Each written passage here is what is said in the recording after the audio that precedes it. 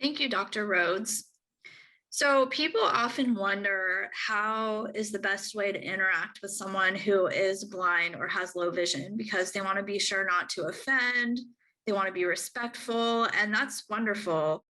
So, I'm going to talk a little bit about some basic do's and don'ts that convey respect and help meet the needs of someone who is blind or has low vision.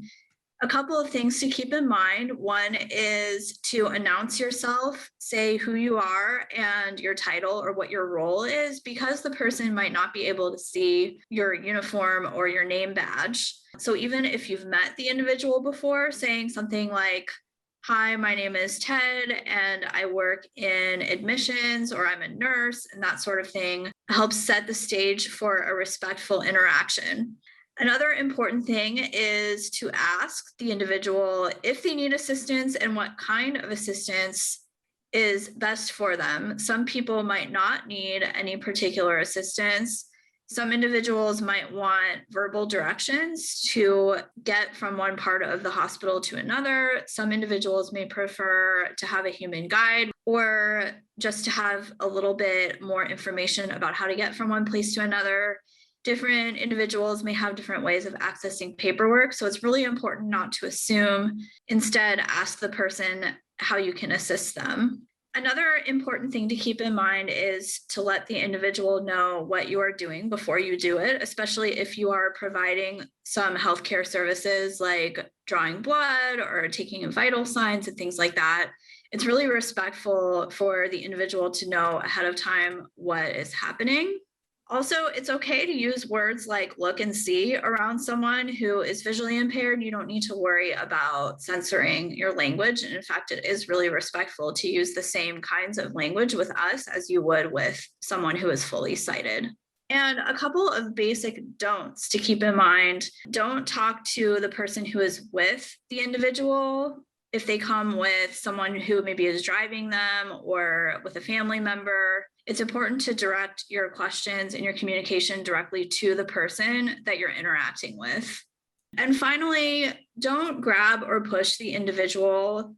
Don't touch the individual without asking for permission or letting them know why you need to touch them and what you're going to be doing. It's just a matter of respect and treating the person how you would want to be treated. So now I'm going to present a scenario and give you a chance to think about what you would do in this particular situation. So imagine that two women approached where you are working at the information desk, and you notice that the older woman is holding a white cane in one hand and holding the younger woman's arm just above the elbow with the other hand. What do you do? Option A says you make eye contact with the younger woman and ask, how can I help her? This option is incorrect because when you have someone approach the information desk, you need to treat everyone equally and with respect. So you want to make sure that you are addressing both women and making sure you're meeting the needs of both of them. Let's take a look at option C now. In this option, it says you come out from behind the desk and go up to the older woman and say loudly, I'm right here to help you. This is not the right choice. Often that's really perceived as being condescending. First off, you wouldn't leave from behind the desk for anybody else. So why do you want to do this for somebody just because they happen to have a white cane? You want to treat people equally. Second off, you don't need to raise your voice because somebody has a cane. Now, if the person asks you to speak louder because they also happen to have a hearing impairment, then you can do that. So finally, choice B says you look in the direction of both women and ask, how may I help the two of you? And that really is the best choice. As Dr. Rhodes said, it's important to treat both women with respect, and you don't necessarily know which one of the two women is the one who needs to check in. It's possible that the woman using the white cane has the appointment and needs to check in, but it's also possible that the sighted woman is the one who needs to check in. So by looking at both of them and acknowledging both of them, you're allowing for any sort of conversation to occur. So a few things to keep in mind about human guide if someone requests human guide. One of the most important things is that the person who is providing the guidance should be the person in front. And you can offer for the individual who is blind or low vision to hold on to your arm just above the elbow rather than taking their arm or trying to steer them from behind. And so that allows the person to follow you, and the person will be able to feel the direction that you're walking in and be able to follow behind you. Walk naturally, allowing the individual being guided to remain slightly behind you. Ask the individual if you should tell them about going through a door. So when you're going through a narrow doorway, the person will probably want to get directly behind you instead of being slightly off to the side. And some people like to be told if there's a step up or down, whereas other people might be using a cane at the same time as they're being guided, or they'll just notice, they'll feel your body going up and down and they'll be able to pick up on that. It's also important to communicate and check in with the person about the pace that they want to walk at, because some people maybe are using a guide because they're in a hurry and they need to make it to an appointment. And so they want to walk quickly, whereas other people, especially if they're not feeling well, might not be able to walk quickly and might prefer to walk slower. So just check in with the individual. And most important of all, be yourself. So the next thing that I'm going to talk about is providing orientation to the physical environment. And that means if someone is in their hospital room, or you're taking them into an exam room or an x-ray room, something like that, one way that you can help them is to provide them with some information about what's around them in the room. Be specific and avoid general terms that rely on vision. For example, a lot of sighted people might give directions by pointing and saying over there, but that's not useful to someone who is blind or who's unable to see you pointing. So being specific and providing specific information using terms like right and left, front and behind, to give the person reference points. Allow the individual to take control and have control over what kind of information you're giving them. I mentioned earlier, not grabbing or pushing the individual without consent, and following along with that, do not move the individual's things without asking. It'll be harder for them to find those things again when they need them. So for example, if the person has a purse or a bag that they need to set down while they're getting weighed or x-rayed, and you need to move those things out of the way, it's important to ask and let them know where those things are being moved to. Also along similar lines, do not grab a person's white cane or their guide dog harness or anything like that. Explain what you're going to do before you do it, and ask what kind and what level of information they want. For example, I am one of those people who gets dizzy when I think about needles or blood. So if I'm having my blood drawn, and I'm also a blind person, and when I'm having my blood drawn, I don't want to know all the details about what's happening with my blood, but I do want to know right before I get poked. So some people might want a play-by-play of exactly what you're doing, and other people might be content to have just a little bit of information, or even to be totally distracted and not involved in the task. But it's important to let the person have control and make those choices. So what would you do in this situation? You're leading Ms. Garcia into the x-ray room. She is blind. What do you say to her? I would bring Miss Garcia to this room, and I want to make sure that she really knows what's here. So I would start out by telling her that there are cabinets on the back wall, that there is a lot of equipment hanging down from the ceiling, that there's a station with a monitor, that there's a bed for her to lay down on, there's a doorway, because I would really want to make sure she knew everything that was in this room. Is that what you would do, Dr. Rhodes? If I was leading Miss Garcia into the x-ray room, I would lead her in and just tell her the pertinent information that she really needs. So as soon as we walked in, I would tell her there is a bed on the right for her to sit on, and there is some equipment above, so try to watch her head and not hit herself on that. And if she needs to put her jacket down, there are chairs on the left. So, Dr. Rhodes, that is a perfect amount of information, because if you describe all the cabinets and everything, she probably won't remember all of that. And then she might miss some of the really important information, like where to put her jacket. So I think saying there's a bed on the right, and then also maybe letting her know, like if she needs to put her head in a particular spot on the bed, providing that information would be useful. And if there's anything that she might bump into or trip over, it might be good to give a little overview of that kind of stuff, but you don't need to share every single detail of what's in the room. So here's another scenario. You go to Mr. Hong's hospital room to check his vitals and dispense his pills. And on Mr. Hong's chart, it says that he is visually impaired. So the question is, you'll want to do all of the following, except which one should you not do? For choice A, announce yourself and let Mr. Hong know each step you are doing as you check his vitals is really important. Because if he doesn't know who you are and he doesn't know what you're doing, you're going to cause him a lot of anxiety. And, when you go to grab his wrist, he may whack you in the face. So it's really important that you communicate who you are and what you're going to do. Option B, which is tell him you are putting the pill cup containing his pain pill on his tray by his right hand, is also something that you will want to do. You need to be really clear when working with an individual with a visual impairment where you are putting things, and you want to be precise and exact. So letting him know that his super important pain pill is placed exactly on his tray and it's by his right hand is really critical. Choice C is take his white cane position along the side of the bed and move it without telling him.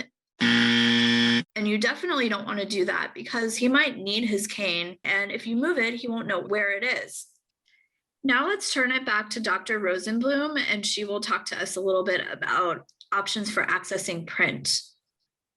Thank you. Offer the individual alternatives to regular print. So if there's a form that they need to fill out, they may want it electronically. You can text it to them, you can email it to them, you can make sure that your website's accessible and they can get that form. Now, this assumes that they have technology and they have the technology skills. So don't assume that everybody wants an electronic copy, but you will find that many people do.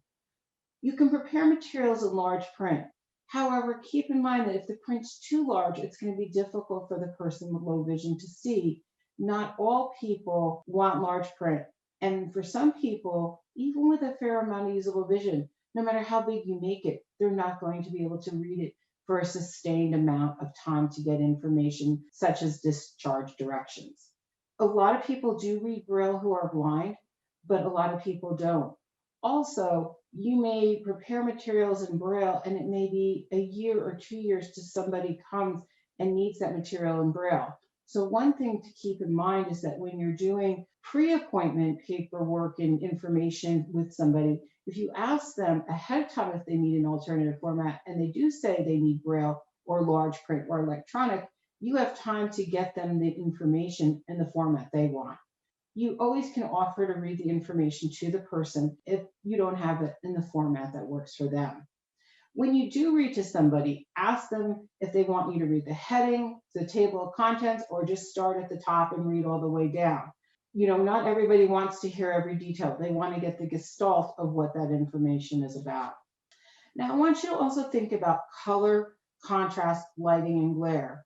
You may noticed in the video today that my eyes are jerky a little bit. I have what's called nystagmus, and I'm a low vision person. So I prefer, as we're seeing in our PowerPoint slides today, a blue background with white font. That provides me with higher contrast. It's important, though, that you ask the individual what they want. Some people may prefer yellow on black, for example. You also want to think about lighting. You may be doing an intake for a patient in a room where that patient is facing the window and the light coming in from that window is really bothering their eyes. So simply by moving your chair, you're able to make a quick adjustment in lighting to make the situation more comfortable for the person. When we think about contrast, sometimes we're like, oh, I put that white pill in the white medicine cup and put it down on their tray, and they can't find the pill in that white medicine cup. Well, could you have used a blue one? Is there a different color medicine cup you could use? So how can you improve contrast? And sometimes just having a piece of paper that's a different color to provide contrast is all that's needed. So I'll put down a black piece of paper and then I'll put down the pill cup. I want to show you a sign that's in a hospital. It's a directory. It's already hard to see with the gray background and the black font. For somebody with 2200 acuity, look how difficult, if at all, it would be for the individual to read print. So this is why contrast is so important. High contrast between the font and the background. A much better example is the sign that says CVICU Direct Line Nurse Station. We have a navy blue background with a off-white font here, kind of a beige font, and that is providing a much higher contrast for the individual to see the sign. But I do want to point out that that call button that the individual needs to push is a grayish color against this white background. To make it more visible, you could simply take yellow or orange tape and go around the outline of that call button to make it stand out more. Glare can be a real challenge for some people with visual impairments, especially if they have a condition, for example, such as cataracts, where light and glare really plays a challenging role for them. So highly polished surfaces, things that reflect, may be difficult for them to see. Also thinking about lighting. Here is an example of an area in the hospital where there's a bank of windows, and that makes it really hard for the person to see. Sometimes you can do something just as simple as where you're sitting and the person's sitting. So for example, if you're doing an intake and the person is sitting facing the window and that person with low vision is squinting a lot or looking uncomfortable, you simply could move your chair so they can face in a different direction towards you and they're not looking into the light. So you want to think about how you can minimize the challenges of low contrast lighting, glare. And the best person to ask is the individual with low vision on how you can better support them so they can maximize the use of their vision. Now we have another scenario for you. What would you do? You're starting your shift and you go into room 4170 where you've been told there is a patient who doesn't see well. You see the patient has a visual acuity of 2200 according to their chart. Typically, you write information up on the board across from the patient's bed. What do you do? Dr. Silverman, what would you want someone to do for you as a person who is blind? Well, I would want them to ask me how I would prefer to get the information. One of the best ways they could get me the information would be to send it to me in a text or an email, and then I could listen to it on my iPhone with voiceover screen reader. They could also record it for me if I had a pocket recorder or using the recorder app on my phone. Or if I had my Braille slate and stylus with me, they could read it to me and I could Braille it out for myself. And Dr. Rosenblum, what would you want someone to do for you as a person with low vision? You know, I've been in this situation more than once, and the thing that I really appreciate is when they ask me what I need, and I'm able to say, could you just write it out on a piece of paper that I can keep here on the bedside so I can pick it up and look at it. Alternatively, if I'm not feeling well and my vision is really fluctuating, or I've had a procedure where I can no longer wear my glasses, such as an eye procedure, which I've had before, then I really prefer that they make an audio recording for me. Again, like Dr. Silverman, I tend to ask people to record onto my phone. I might also ask if they had a different color paper other than white, and if they could use a black Sharpie marker when they write for me, because that would provide me with higher contrast.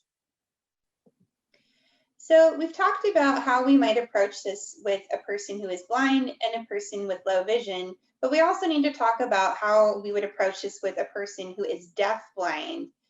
And the most critical part of working with an individual with deaf blindness is to make sure you know exactly how they communicate. Like we talked about earlier, communication systems for individuals with deaf blindness are highly individualized and very unique to the person. So you need to make sure you understand how they communicate and how you can tell them the information that they need. So for example, if you have a person with deaf blindness who communicates using American Sign Language, you want to make sure you have an interpreter there to convey the information that they need. In this short video, we have a white middle-aged woman who is using American Sign Language to sign, "My right shoulder really hurts." If you have a person with deaf blindness who uses objects to communicate, for example, then you'll want to make sure you have the appropriate objects available so you can communicate the important information. In this photo, we have an example of what it might look like for someone who uses photographs or object cues as a form of communication. Here we have 4 photographs of different specific items that represent different requests or comments. In the upper left corner, we have a yellow cup, which would signify asking for a drink. In the right top corner, we have a car, which would be asking to leave to go home. In the bottom left corner, we have a ball, which would be a way to ask to take a break. And in the bottom right corner, we have a hat, which may be asking for a piece of clothing because one is cold. Now I'm going to pass it back to Dr. Rosenblum, who's going to talk about options for completing paperwork.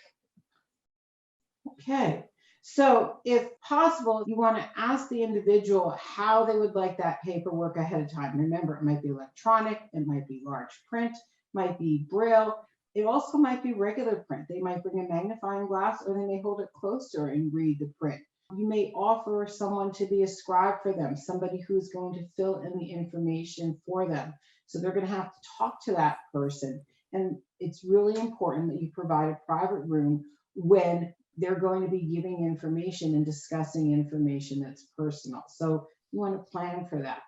You also want to ensure that discharge paperwork is accessible, but the individual may not have someone at home to read the paperwork aloud. And I know often we're thinking that the individual who we're going to be working with is the patient, but keep in mind, the individual with the visual impairment may be the husband or wife or parent or friend of the patient. And that means that they need to have that discharge information so that they can take care of their loved one or their friend. So what would you do in this situation? You're responsible for providing Ms. Jagger her discharge instructions after her surgical procedure. You hand her the packet with the printed instructions, and she tells you she can't see them. What do you do? I would not select option B, which is to ask her if someone at home can read them to her. It's your responsibility to ensure that she has the same access to the discharge instructions as somebody who is sighted, who is leaving the hospital. So putting that responsibility on her to have to find somebody at home to read them to her isn't right. And she may live alone. So then what is she supposed to do?